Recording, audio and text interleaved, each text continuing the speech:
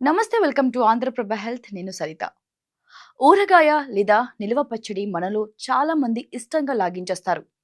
వేడి వేడి అన్నంలో ఇష్టమైన పచ్చడి వేసుకొని కాస్త నెయ్యి కలిపి తింటే ఆ టేస్టే వేరబ్బా. నిజానికి ఊరగాయ మంచి రుచిని అందించడమే కాదు, జీర్ణక్రియకు కూడా చాలా సహాయపడతాయి. అలాగని మరీ ఎక్కువగా తినడం మంచిదేనా? ఆ వివరాలేంటో ఇప్పుడు తెలుసుకుందాం.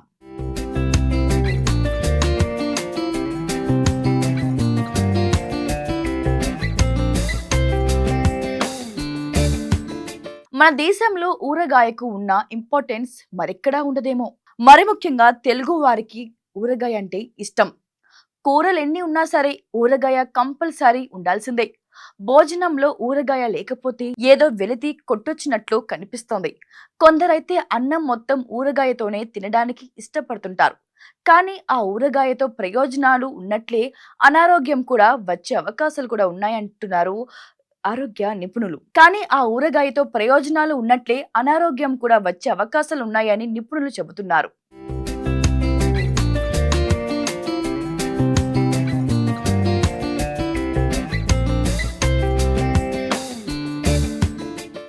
సాధారణంగా ఊరగాయలను కూరగాయలు లేదా పండ్లతో తయారు చేస్తుంటారు. మామిడి, నిమ్మ, ఉసిరి, టమాటా, ములక్కాయ ఇలా పలు రకాల పచ్చళ్లను తయారు చేస్తారు. నిజానికి వాటిలో విటమిన్లు, ఖనిజాలు, యాంటీ ఆక్సిడెంట్లు పుష్కలంగా ఉంటాయి. సరిగ్గా తయారు చేసిన కూరగాయలు మన జీర్ణ వ్యవస్థను మెరుగుపరచడంలో సహాయపడతాయి.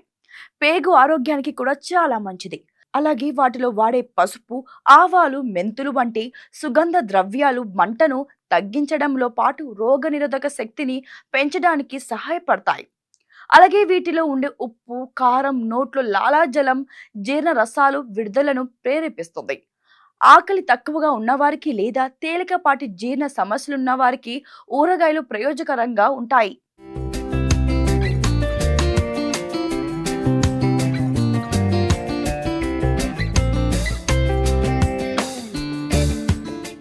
అలాగని ఎక్కువగా తింటే ఊరగాయలు వలన అనారోగ్య సమస్యలు కూడా వస్తాయంటున్నారు ఆరోగ్య నిపుణులు.